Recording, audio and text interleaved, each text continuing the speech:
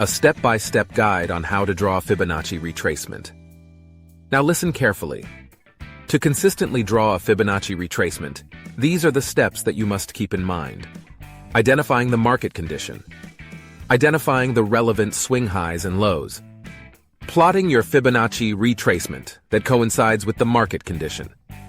Let me show you how it's done. Number 1. Identify the market condition.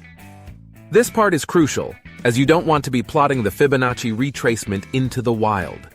Because if you remember, our purpose in knowing how to draw a Fibonacci retracement is to gauge how deep a pullback can go in an existing trend.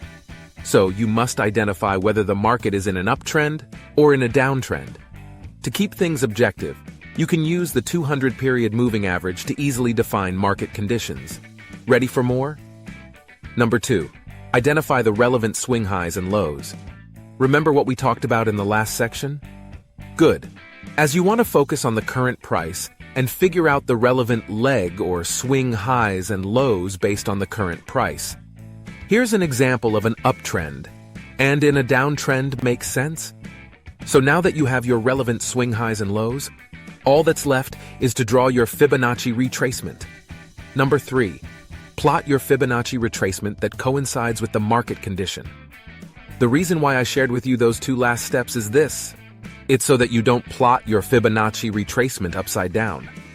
That's why in an uptrend, you must plot your Fibonacci retracement from the swing low up until the swing high. And in a downtrend, you plot the Fibonacci retracement from the swing high down to the swing low. Can you see the importance of identifying the trend first? Because remember, we are measuring how deep a pullback can go before it reverses. Here are some examples from daily charts. And there you go, a step-by-step guide on how to draw a Fibonacci retracement. But wait, I almost forgot something. There's still one more question left I forgot to answer. Do you start plotting from the wicks or the close? I'll be honest with you.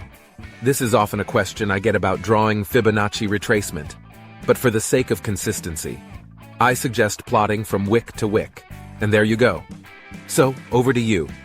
Have you been using other tools besides the Fibonacci retracement? How is it helping you in your trading right now? Let me know in the comments below.